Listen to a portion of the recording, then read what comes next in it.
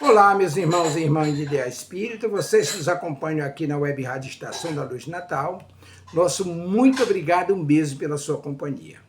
A nossa página Estação da Luz Espírita não tem fins lucrativos. O objetivo é a divulgação da doutrina espírita. É por isso que reunimos aqui esse acervo de matérias espíritas, livros da codificação, obras suplementares, entrevistas, palestras, entre outros trabalhos. Tudo isso com o objetivo de chegar até você através dos programas das Web Rádio Cristo Consolador de São Paulo e Web Rádio Estação da Luz de Natal, para atender suas necessidades de estudo, pesquisa e lazer. Tudo isso, como dissemos, sem fins lucrativos. Convidamos você agora para nos acompanhar em mais essa atração.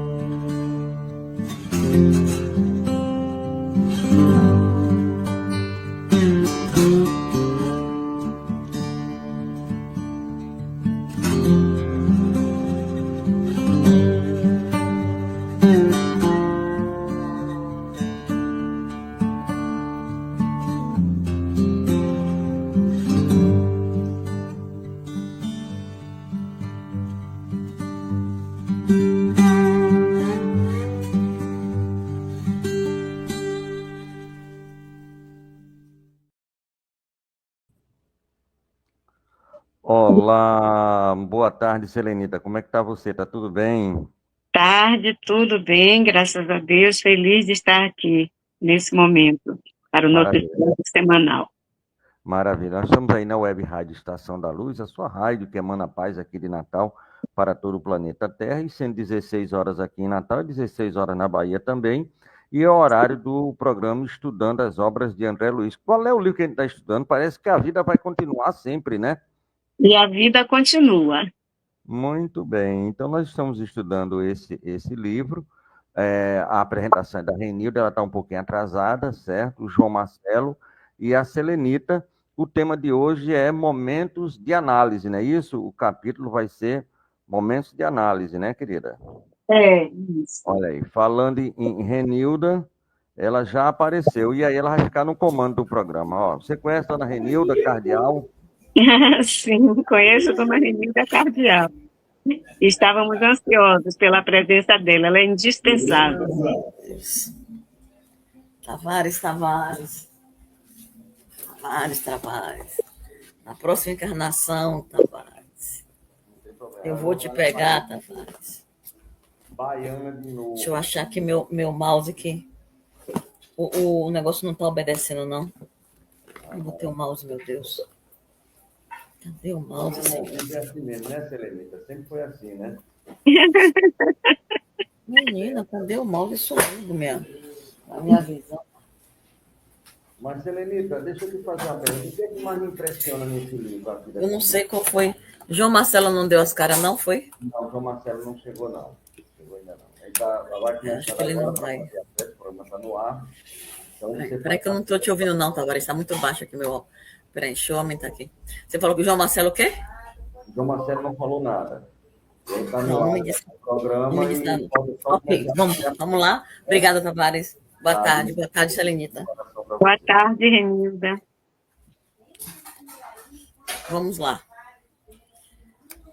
Ai, Senhor. Amém. Já está no ar, é? Já está no ar. Lá, faz tempo. Pode dar uma boa tarde e começar, fazendo a prece. Amém. Deus é Pai. Fazendo a prece. Senhor Jesus, Mestre amorável, nós te pedimos, Senhor, que nesse instante venha ficar conosco. Venha nos envolver numa luz tão intensa de paz e amorosidade, que as nossas palavras possam tocar os nossos irmãos do outro lado do mundo e a nós mesmos, para que assim sejamos os teus símbolos de paz, sejamos cartas vivas da tua mensagem que restaura e anima os nossos espíritos. Fica conosco, Senhor, hoje e sempre, que assim seja. Muito bem, então vamos lá. Capítulo 15, Selenita, que nós estamos hoje, nós vamos falar hoje sobre aqui, novos rumos ao capítulo 14, o capítulo 5, momentos de análise. Nós vamos entrar em um novo processo com Serpa e o nosso querido Fantini. No programa passado, nós vimos que o Mancini, ele ainda não tinha consciência do que tinha acontecido com ele, e em função disso, ele achava que ele tinha tanta certeza que estava encarnado, que começou a assediar, vamos dizer assim, Evelina Serpa, né? Mas os espíritos, eles são tão amorosos que na hora bendita ele adentra espaço, que uns poderiam até dizer, adentrou espaço numa espécie de até, naquele momento, salvar Evelina Serpa, né? Então, vamos começar o capítulo 15, momento de análise. Você começa a leitura aí, Evelina, ó. Selenita, por favor. Selenita, abra o microfone, por gentileza. Momentos de análise. Momentos de análise. Atendendo à solicitação de Ernesto e Evelina, que ansiavam por esclarecimento, no embaraço que a presença de Túlio lhes impunha à cabeça, o instrutor Ribas marcou-lhes encontro, de que se valeram pontualmente. Marlene? No ambiente acolhedor do Instituto, o amigo lhes ouviu pacientemente as arguições. Quer dizer, ele estava em uma situação, Ribas adentra espaço, né? Então, eles querem conversar. Aí a gente observa, Selenita, que o processo no mundo espiritual não existe um processo tão antagônico quanto no mundo físico. Perceba, eles estavam com dúvida, eles queriam orientação, eles procuraram quem? Ribas, pois é. No mundo físico não é parecido? Quando a gente está com alguma dificuldade, com alguma dúvida. Hoje, no plano físico, se fala muito dos terapeutas, dos psicanalistas, dos psicólogos, enfim, toda essa gama de profissionais, se fala muito neles hoje. Ou então em padres, né, para poder esse processo de conversação. Nós temos aqui essa série de profissionais. E aqui ele diz a mesma coisa, olha só. No embaraço que a presença de Túlio lhes impunha a cabeça, o instrutor Ribas marcou-lhes encontro, de que se valeram pontualmente. No ambiente acolhedor do Instituto, o amigo lhes ouviu pacientemente as arguições, né? Então, a gente percebe a similitude que tem entre o mundo físico e o mundo espiritual. Porque muitas vezes as pessoas ficam achando que é coisa do outro mundo, e quando na verdade não é. Então, vamos lá. Pode prosseguir. O que significa a perturbação do rapaz? Como lograriam os dois, notadamente Evelina, auxiliá-lo corretamente? Ser-lhes lícito rogar ao Instituto alguma informação quanto às acusações de Mancini contra Caio Serpa, estariam ambos capazes de assumir responsabilidades para ajudar ao moço infeliz? Após ouvi-los, o orientador repartiu com eles um olhar de brandura e advertiu: vocês já reiteraram diversos pedidos de acesso ao trabalho espiritual. Não estranhem se chegou a hora de começar. Ó, que coisa interessante. Chegou a hora de começar. Ó o que ele disse. Quanto às acusações de Mancini, então, eles queriam investigar se o que Mancini dizia procedia. Sim. E essa precaução é importante. Muitas vezes, no cotidiano, nós ouvimos uma história apenas de um lado e não buscamos ouvir o outro lado, ficar dentro da imparcialidade. Observe. Isso é natural. Quando uma pessoa escuta uma história, digamos, o marido que brigou, a mulher brigou com o marido, tarará, ela vem, conta a versão dela.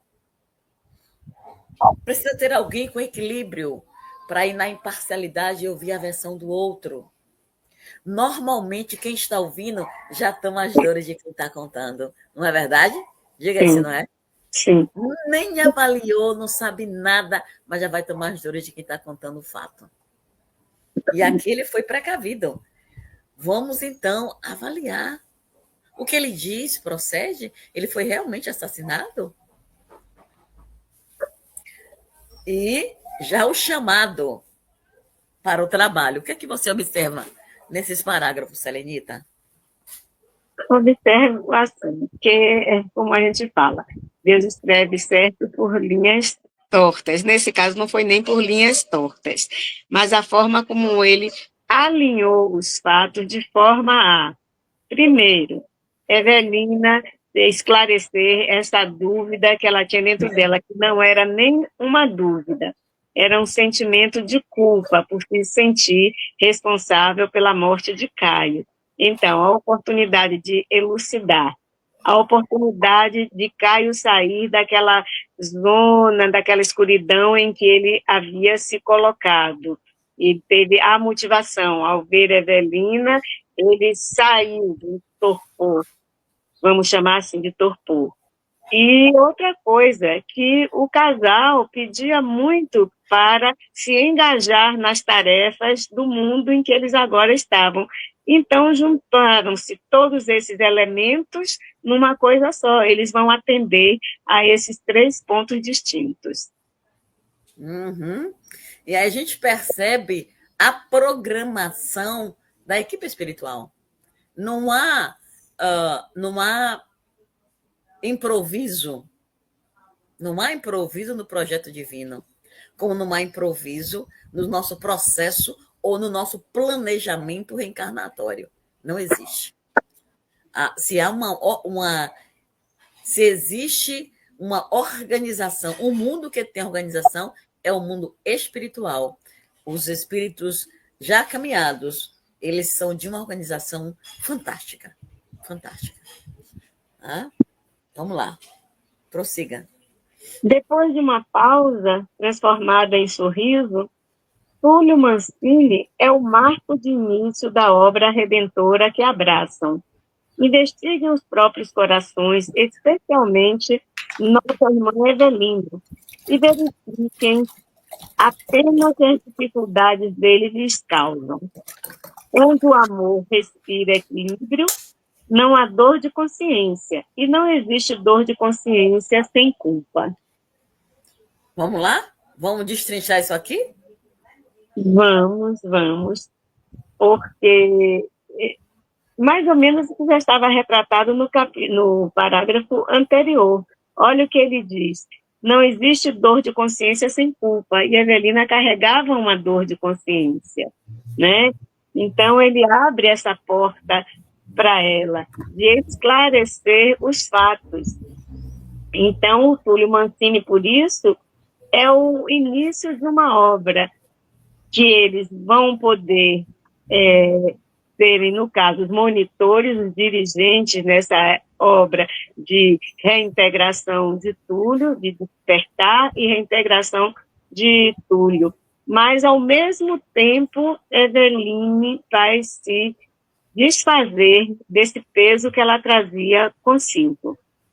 Então, ele diz, onde o amor respira o equilíbrio, não há dor de consciência. Verdade, né?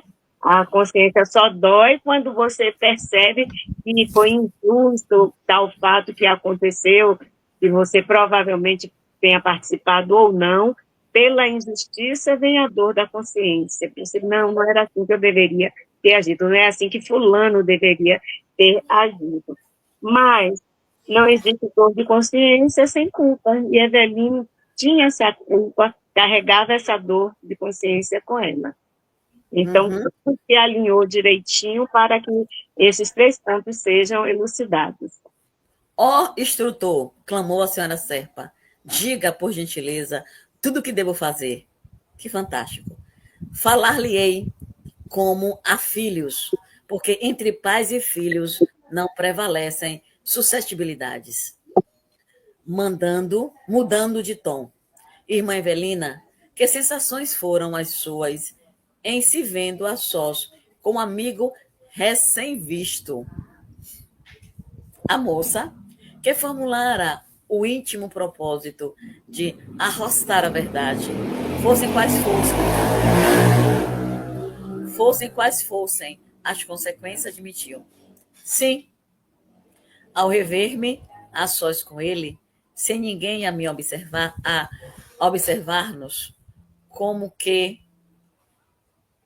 me detive nas lembranças do passado, quando supunha haver achado nele um homem de minha preferência. Sentir-me transportada à juventude. E então, o mentor benevolente completou a frase reticência.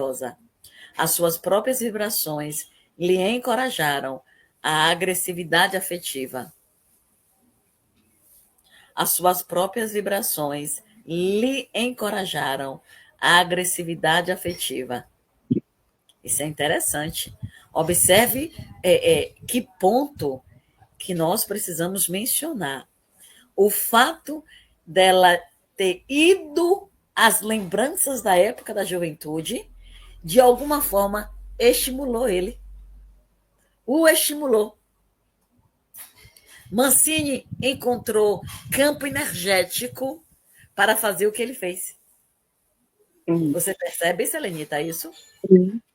A gente tem um ditado popular que diz que o pensamento tem força, né? As palavras têm força e o pensamento muito mais ainda. As vibrações dela não foram verbalizadas, o sentimento que ela estava tendo naquele momento não foi verbalizado, mas pelas vibrações ele sentiu, como disse você, um campo favorável a ele exibir tudo aquilo que ele guardava dentro dele. Uhum. E de uma maneira desastrosa, né? Vamos dizer de passagem. Exatamente. Então, não é diferente para conosco encarnado. Geralmente, nas nossas falas, a gente vive sempre falando isso. E também nos policiando. Porque eu perceba, se nós já temos a convicção de que isso tudo procede, então a gente precisa viver. Quando a gente fala essa questão do pensamento, Selenita, eu recordo da semana passada. A semana passada, e nós estávamos aqui exatamente neste lugar, falando de Mancini, falando que ele estava desencarnado, não tinha consciência. O meu pai estava exatamente naquela cama, ouvindo essa mensagem. E aí, quando no sábado à noite, o meu pai desencarna. Meu pai botou a pátria no sábado à noite e no domingo, dia 30 de novembro, nós o enterramos. E nós fizemos o velório aqui, em casa. Quando o corpo dele chega no caixão, para mim, de primeira instância, foi um impacto. Mas, de imediato, eu ouvi quando ele perguntou assim, eu estou E para mim me chamou muita atenção, Selenita, o processo. Eu estou igual a Mancini. Me chamou a atenção porque eu falei assim, o personagem do livro? Eu me perguntei, o personagem do livro, pai? Ele disse sim. Ele estava morto e não estava acreditando que estava. Eu disse, o senhor já desencarnou. Mas eu, como eu disse, eu não tive coragem de continuar o colóquio. E aí saí, vim para cá, para a sala. Então, a gente não tem noção do poder que tem o nosso verbo e até onde ele pode ser alcançado. Então, aqui às vezes a gente passa... Eu tenho uma amiga que ela tem um programa também, um programa independente, um canal independente. Ela diz assim, mas eu não vejo ninguém presente, mas você não tem noção a dimensão que isso pode tomar. As pessoas que podem, a qualquer momento, chegar e assistir em uma outra ocasião. O que vale a pena é o trabalho ser feito, é ter continuidade. E nesse continuar, buscarmos sempre trazer a verdade. Qual verdade é essa? A verdade de como seres imortais. Essa a verdade trazida pelo Cristo. Ainda que não seja a verdade do outro, não há problema algum, a gente respeita. Entretanto, que nós busquemos viver essa verdade do Cristo. E aí, nessa vivência, essa frase aqui nos levou a essas reflexões. As suas próprias vibrações lhe encorajaram a agressividade afetiva. A forma de pensar. O que você pensa, aquilo que você fala, o esforço de viver. E nesse esforço, Selenita, perceba, se nós já temos crença, nós já sabemos, já temos consciência da imortalidade da alma, não nos cabe, durante o enterro, fazer escândalo. Você concorda? Concordo plenamente. Plenamente. Então, isso foi digamos assim, um alvoroço no enterro do meu pai. A família, nós somos uma família espírita, a família do meu pai, minhas irmãs, minha mãe, meus irmãos, nós não fazemos escândalo, nós não chorarmos.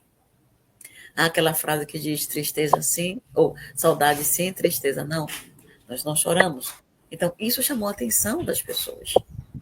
E fomos, de certa forma, criticados por isso. Mas aí a gente comentou, se eu sei que ele consegue a sua trajetória quanto espírito vivo, eu sei disso. Para que o escândalo? Percebe? Então, está havendo, dentro da sociedade, essa contradição. E quem busca viver o que diz, o que prega, torna-se como ser estranho. Você está compreendendo a linha de raciocínio?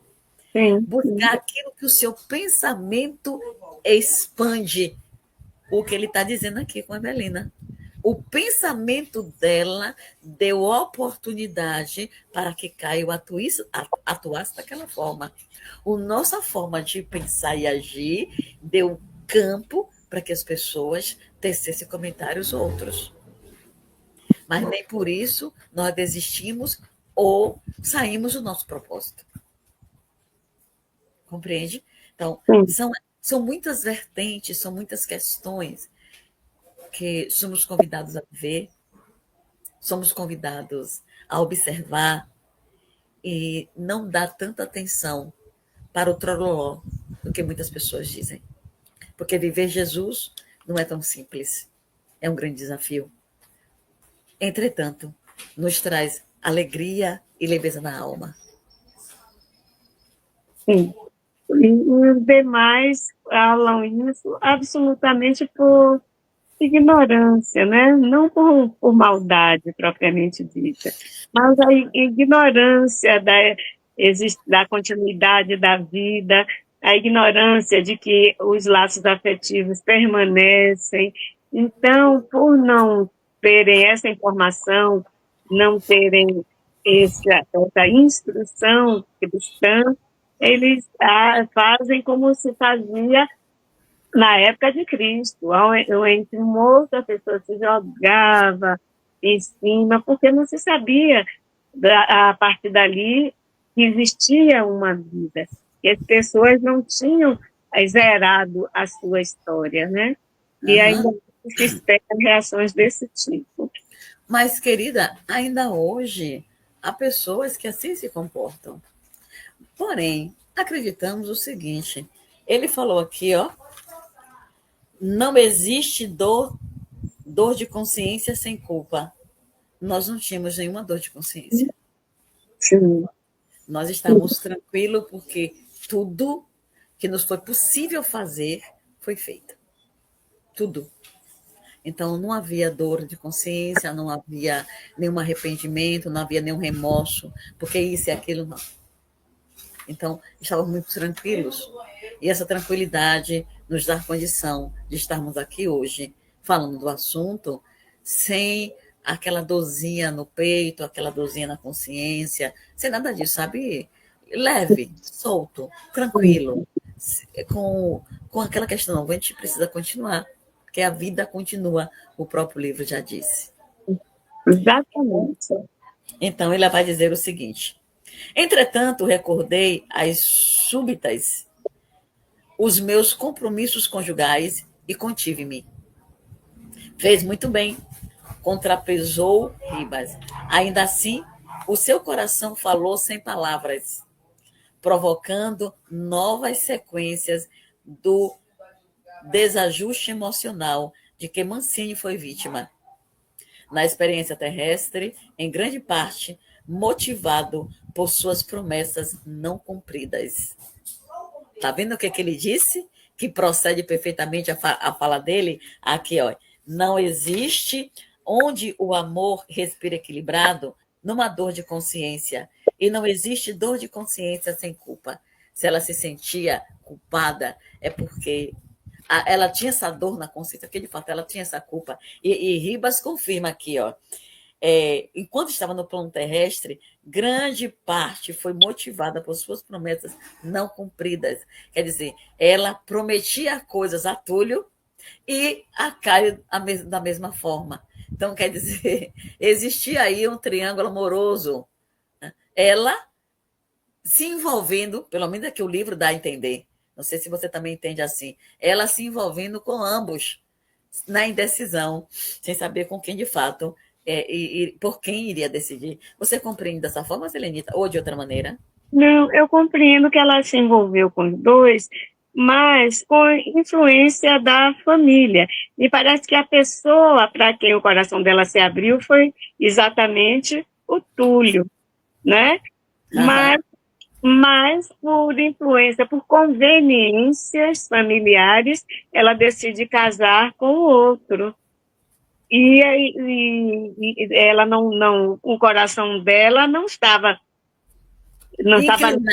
tão inclinado assim para Caio. Mas, ainda que o coração dela não estivesse tão inclinado assim para Caio, ela não usou da honestidade. Ela dizia, olhe, por questão de conveniência familiar, ou a família quer que case com Caio, e eu colocava um ponto final com Túlio. Dizia Sim. Não para ele, que não deveria continuar essa coisa toda. Né? Boa tarde, Sandro, seja bem-vindo. Grande abraço para você. Bom, você prossegue, Selenita, por favor? Sim. Oh, meu Deus! Não se aflija, somos espíritos endividados perante as leis divinas e estamos situados na faixa de expressiva transição, a transição do amor narcisista para o amor desinteressado. Temos teorias de santificação para o sentimento, mas, na essência, somos, na prática, simples iniciantes. Na esfera dos pensamentos nobres, assimilamos o influxo dos planos gloriosos. Todavia, no campo dos impulsos inferiores, carregamos ainda o imenso fardo de desejos deprimentes, que se constituem de vigorosos apelos à retaguarda. Então, ele faz um raio-x do que somos nós nessa passagem aqui pelo planeta Terra, né? A gente, no intelecto, a gente já entende algumas coisas de um plano mais elevado, mas na prática os nossos instintos mais primitivos permanecem conosco. Então, fica uma dualidade entre o que você pensa e o que você de fato pratica. Pronto, aí entra a nossa vivência no domingo.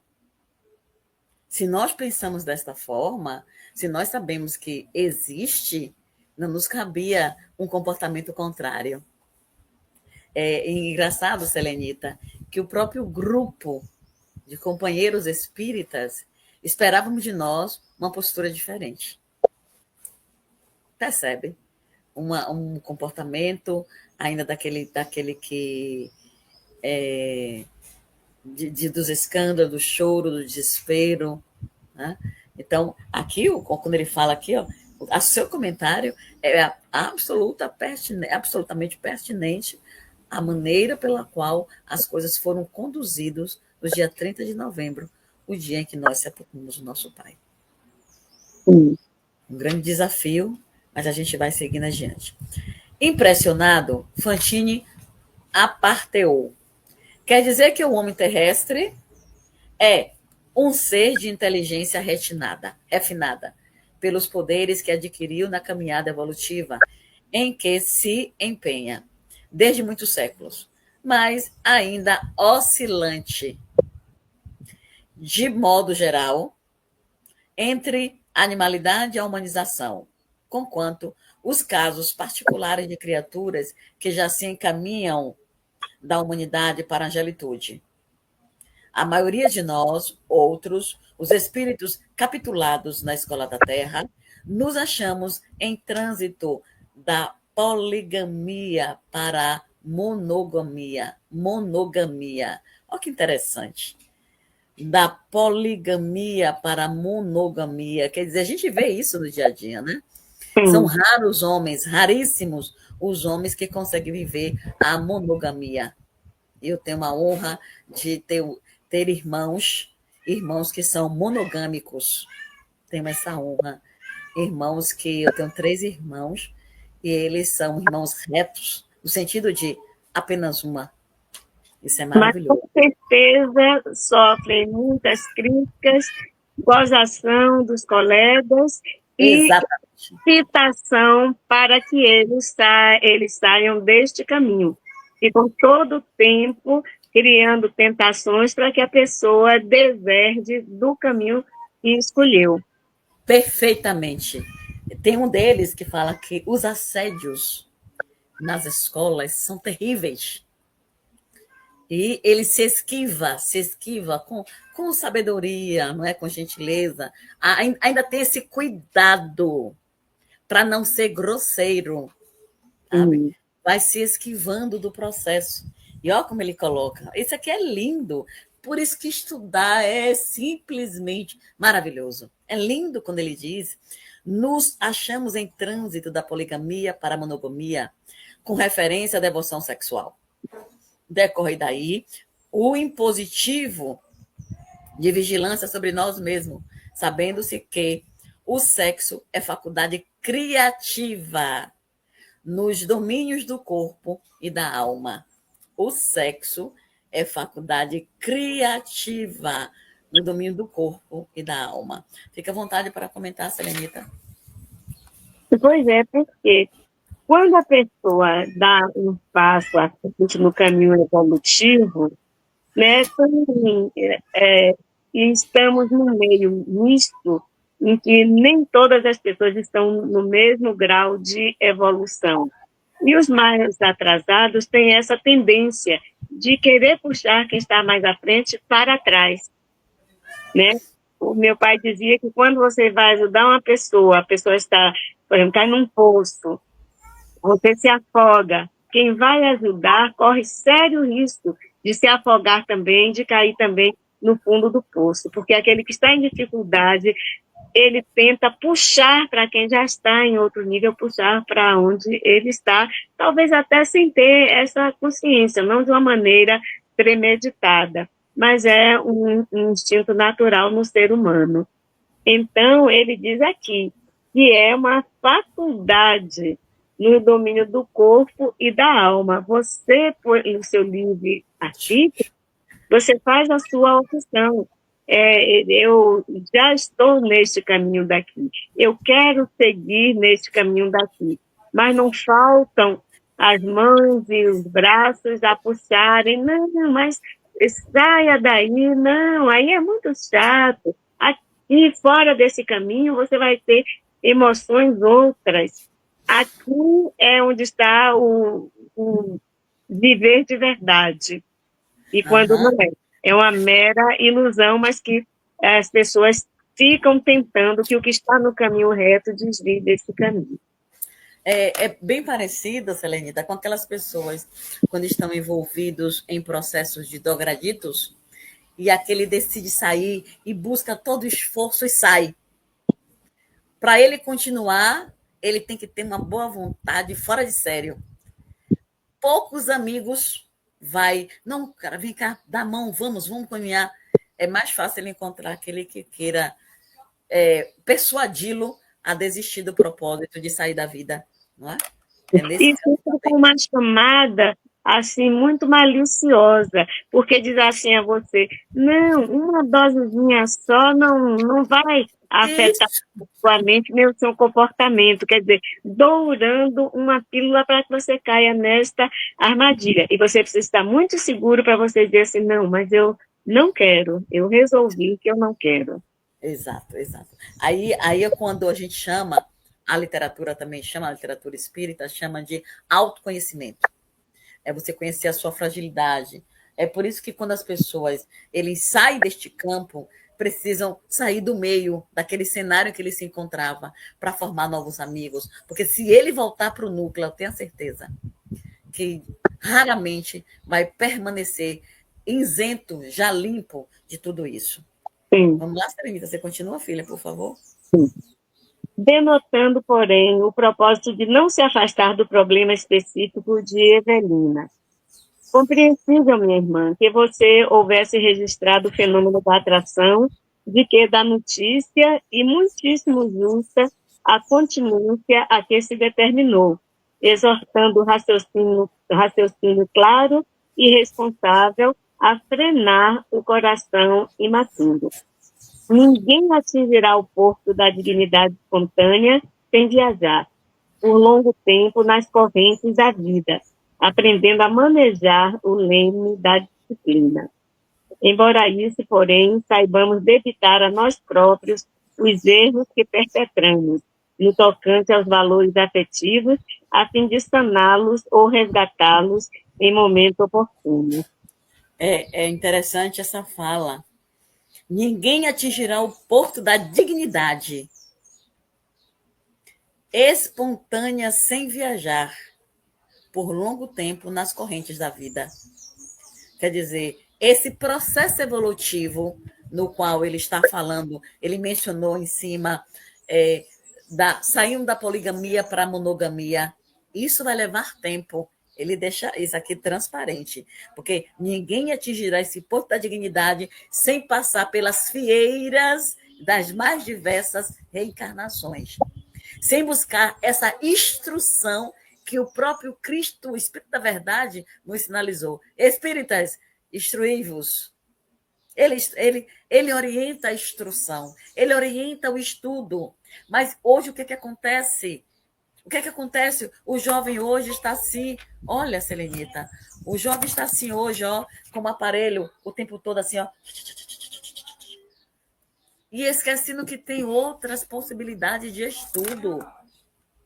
Eu estava vendo um vídeo onde uma adolescente, ela pegou, danificou o carro da mãe, uma caminhonete, só porque a mãe tomou o celular da mão dela.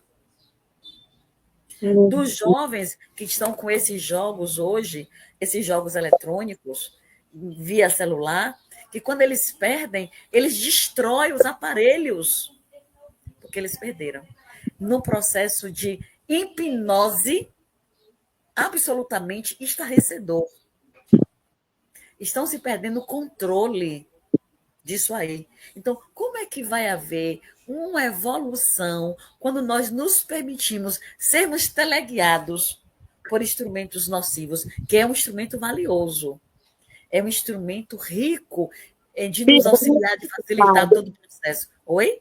Se bem utilizado. Justo, mas o seu uso excessivo está trazendo males irreversíveis. Então, quando ele diz, atingirá o porto da dignidade, é espontâneo, sem viajar por longo tempo nas correntes da vida, aprendendo a manejar o leme da disciplina. E utilizar isso aqui, nós estamos precisando de disciplina para o uso desse aparelho. Exatamente. A partir dos pais, a partir dos adultos. Sim, sim, sim. Os próprios adultos usam de uma maneira desgovernada.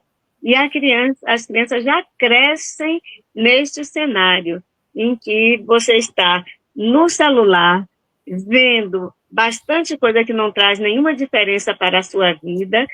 É mais importante porque você está dialogando com os familiares, você está dialogando com os filhos, ajudando no desenvolvimento mental e moral deles.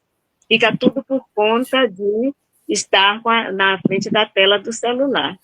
Então, os próprios adultos passam para as crianças esse hábito, e elas crescem assim, e assim serão também com seus filhos. Verdade, verdade. Vamos lá. Devo reconhecer minha dívida para com Mancini, hipotecando-lhe noutro tempo tantos votos de felicidade que deixei para ele absolutamente vazios.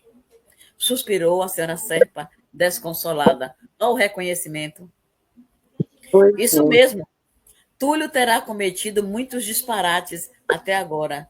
No entanto, a sua consciência de mulher não se eximirá, com certeza, aos compromissos que lhe cabem no assunto. Aqui, esse reconhecer essa responsabilidade é de suma relevância. E ela reconhece isso e Túlio enfatiza. E de que modo apagar o meu débito?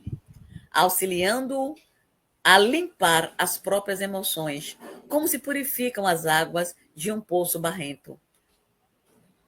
Diante da inquietude que passou a desassossegar a jovem senhora, nada de precipitação, nem de violência.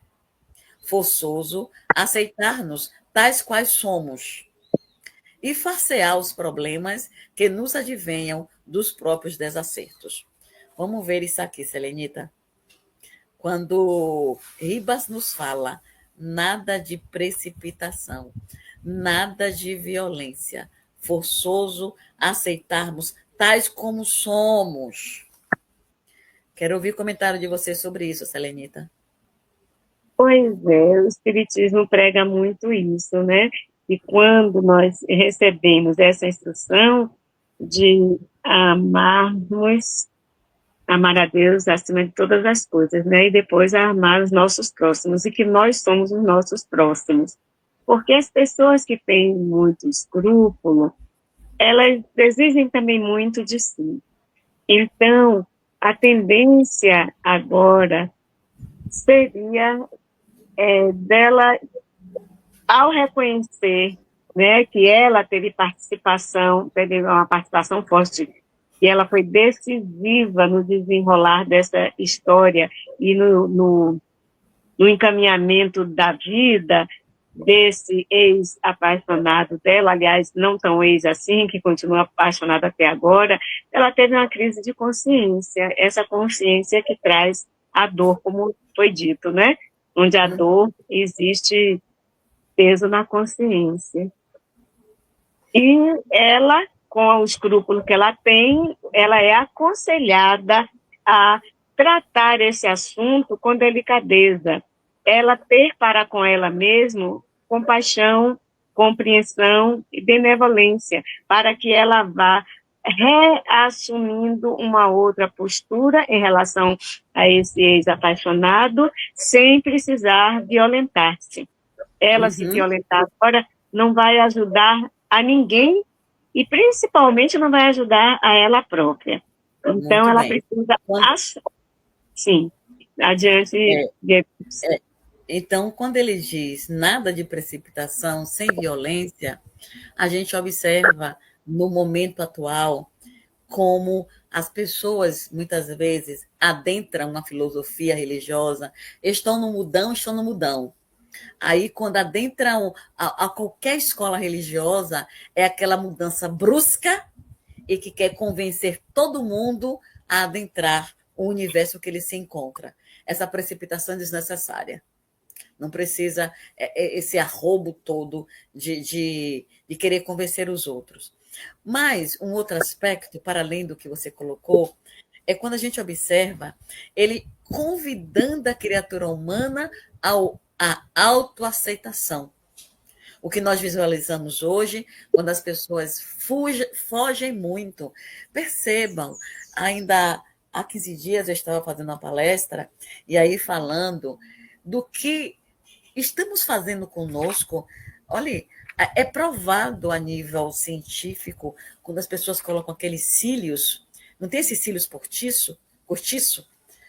Isso causa males graves ao olho. Segundo os os oftalmologistas, pode inclusive levar à cegueira. Mas e por que as pessoas querem colocar isso no seu olho para esticar ou para estender os cílios? Para quê?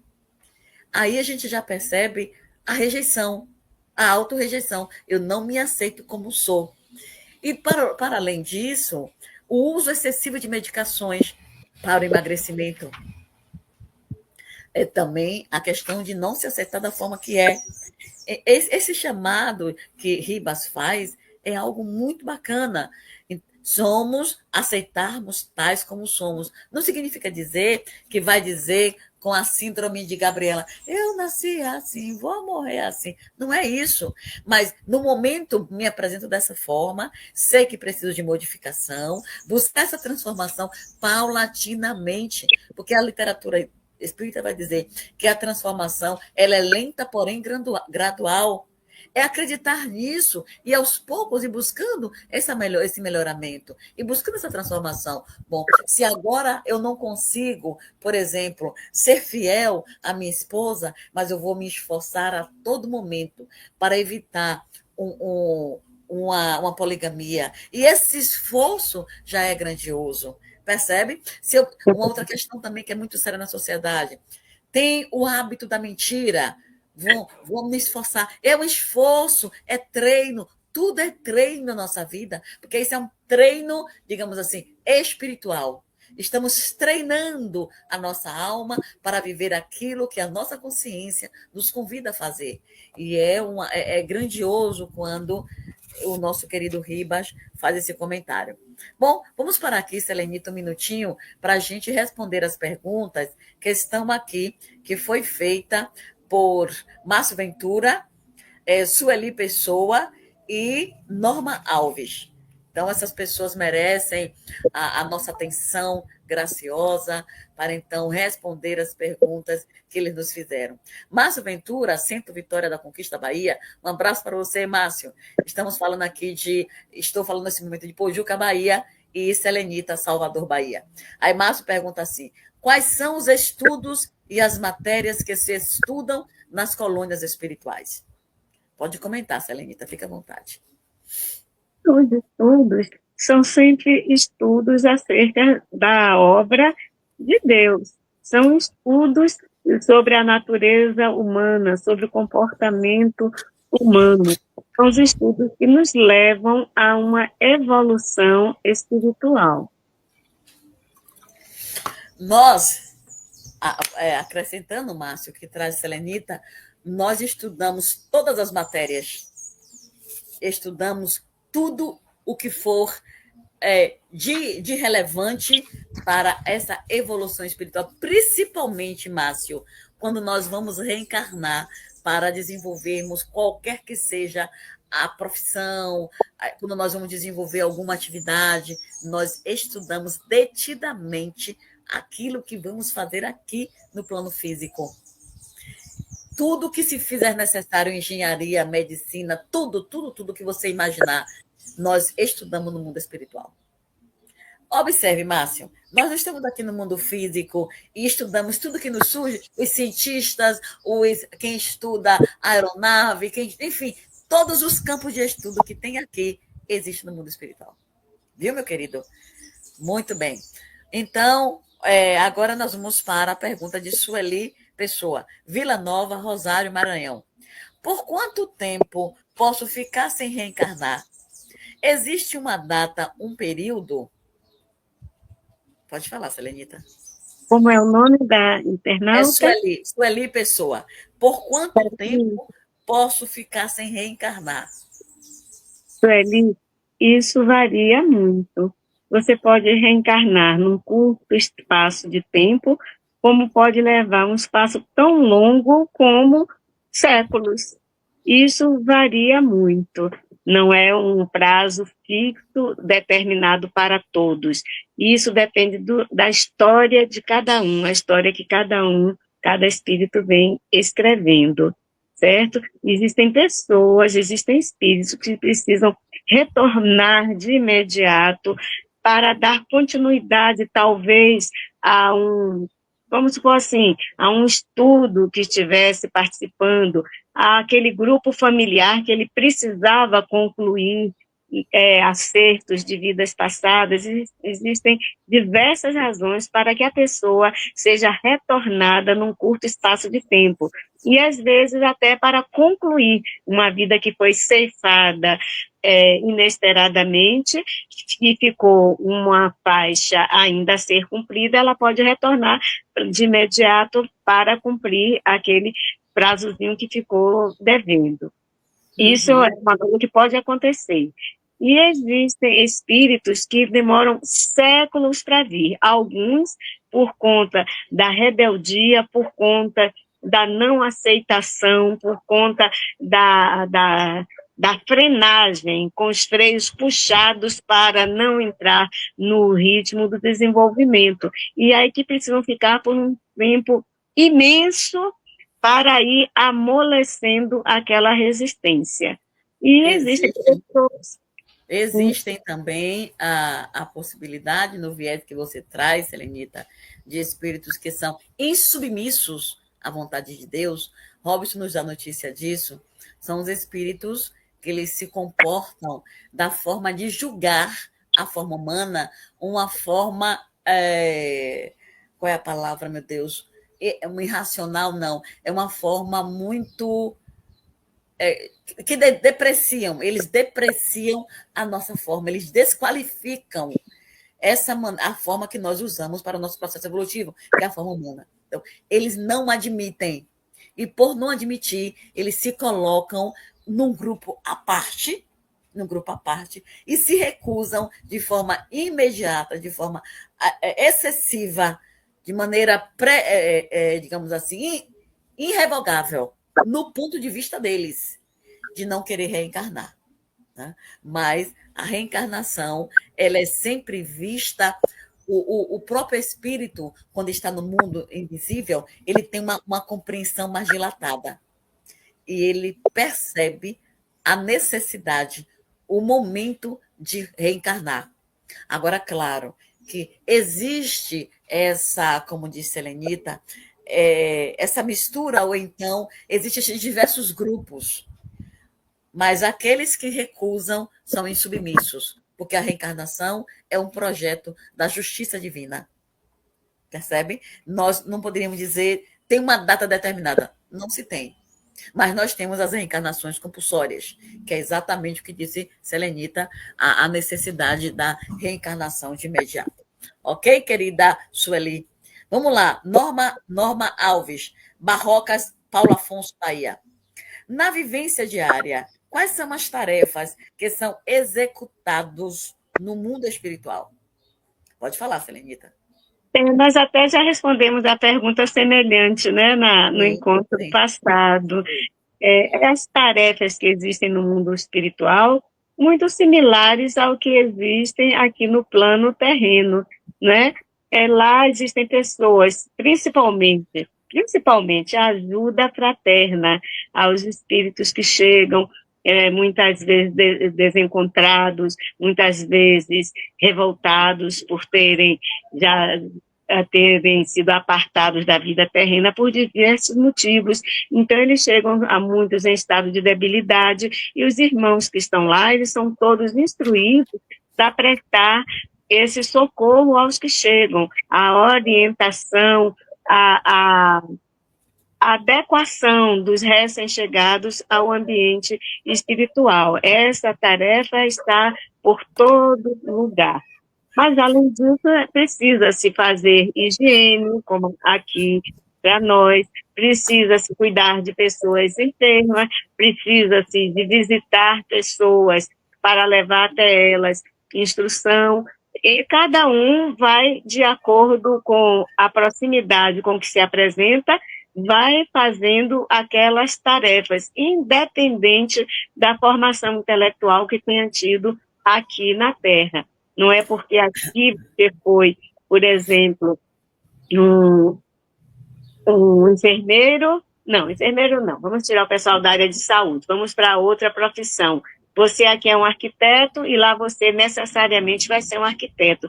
Não, lá você vai se adequar às tarefas que estiverem disponíveis, precisando de braços, porque em toda e qualquer atividade que você se envolver, você vai estar prestando serviço que ajuda a todos ao redor e ajuda na sua própria evolução. Inclusive, voltando um pouquinho para a questão de Sueli, não, Márcio. O Márcio, inclusive assim, Márcio, quando você desejar estudar qualquer assunto, às vezes a gente está na nossa vida diária, desenvolvendo algum estudo, voltando para a questão dele, e por onde eu começo? Peça para que você vá ao mundo espiritual, estudar determinado assunto. Eu quero ir para um workshop, um seminário, para alguma palestra, estudar determinado assunto. Tenha certeza que você irá. Por que falamos isso? Porque assim fazemos. E conseguimos. Como nós já entendemos que não existe privilégio no dicionário divino, se nós podemos fazer, qualquer um de nós faz também. Pode fazer. Então, qualquer assunto que você queira estudar, peça, quando você for dormir, seu espírito for emancipar-se, você pode pedir isso, que vai estudar sim. Muito bem. E quanto às atividades, a pergunta da Norma, as mais diversas. Tem de tudo. Tem até espíritos que ficam no cemitério tomando conta de outros espíritos, aqueles que ficam presos aos seus restos mortais. Chico nos dá notícia disso. Chico traz uma história de um espírito chamado Exu. E aí, Chico chegou no cemitério, Chico gostava muito de ir para o cemitério para fazer oração, para orar, né? Um lugar silencioso. Aí, uma certa feita, estava ele lá, e daqui a pouco chega um espírito meio cambaleano. Aí Chico pergunta quem era ele, começou a estabelecer um colóquio, e ele disse que era justamente um espírito com esse nome, que ficava ali preparando os espíritos, aguardando eles se desprenderem para que os benfeitores viessem buscá-los. Ou seja, quem estava ali digamos, na cova, já tivesse condições de ser socorrido pelos benfeitores. Então, há trabalho de toda ordem, há serviço de todo jeito. É como existe aqui. Aqui nós temos os mais diversos serviços, lá também. Tá bom, querida? Querida Norma Alves. É só a gente desenvolver o espírito do altruísmo, o espírito altruísta, e fazermos com o outro aquilo que o Cristo nos pregou, nos ensinou. Faça com o outro aquilo que gostaria que ele fizesse. Não é assim, Selenita? Sim. E esse fazer com o outro o que gostaria que ele fizesse, Túlio Ribas vai prosseguir, já que nós encerramos as perguntas. Ribas prossegue assim: não estudamos para chorar. Olha que fantástico! Olha que coisa fabulosa! Não estudamos para chorar. A irmã está consciente de que cooperou no desastre moral do amigo em análise. Vejamos serenamente o que lhe será possível fazer agora, de maneira a que se reponha na estrada certa. Que coisa extraordinária, não é, Selenita? Com toda certeza.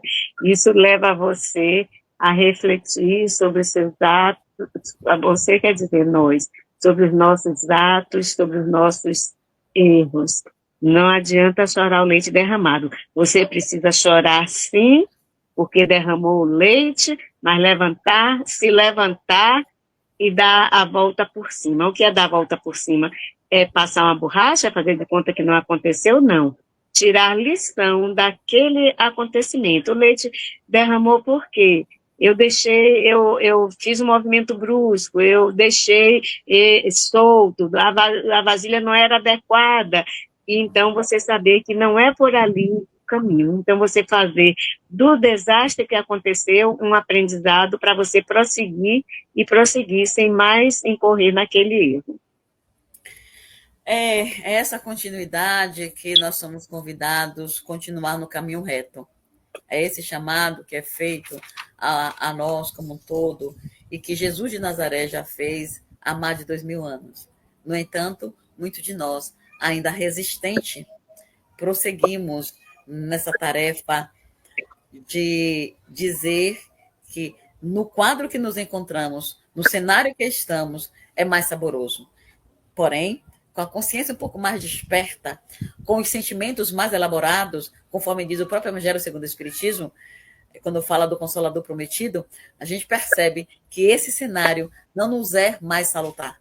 Precisamos dar passos. Não é saltos, que a natureza não dá saltos, mas sim passos. E dando esses passos, nós vamos alcançar a oportunidade de sairmos da humanização para caminharmos à angelitude. Esse é o grande propósito. Foi por isso que Jesus veste um corpo de carne para nos deixar essa lição que transforma e que renova as nossas almas. Dessa maneira, Selenita, nós estamos, então, concluindo o nosso programa de hoje, né? Agradecendo aos nossos amigos, agradecendo a Norma, a Márcio, a Sueli por trazer perguntas, agradecendo a Sandro por estar conosco, agradecendo as pessoas que vão assistir mais tarde esse programa. Portanto, a você o nosso abraço, ao nosso bom dia, o nosso boa noite. Que Jesus nos envolva na mais intensa luz e paz. Selenita, por favor, faça a nossa prece final.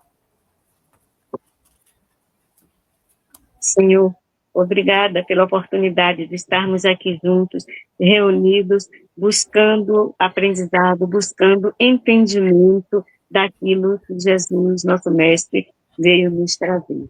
E as lições aqui aprendidas, que as dúvidas que foram suscitadas, esperamos tenham sido esclarecidas, e elas sirvam de cabedal, se incorporem na nossa bagagem intelectual e moral. Obrigada, Senhor, um ótimo final de semana para todos.